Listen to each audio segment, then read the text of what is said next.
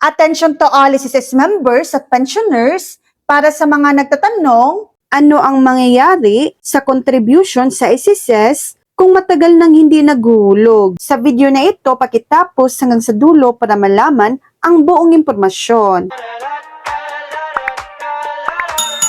Kung matagal nang hindi naghuhulog sa SSS, hindi po nawawala ang mga dati ninyong posted contributions. Mananatili ang contribution record ninyo sa SSS. Ang mahalaga, ang mga buwan na hindi kayo makapaghulog ay magiging gaps sa contribution record. Ano ang epekto? Hindi nabubura ang mga dati ng hulog, ang mga missed months ay hindi basta-basta maaring bayaran retroactively para punan ang gaps, lalo na kung voluntary member. Maaari kayong magpatuloy sa paghuhulog bilang voluntary member kung hindi na kayo employed upang madagdagan ang future contributions. Ang pagiging kwalipikado sa SSS benefits at loans ay nakadepende sa contribution requirements para sa particular na benefit o loan. Halimbawa, kung may 80 months na posted contributions kayo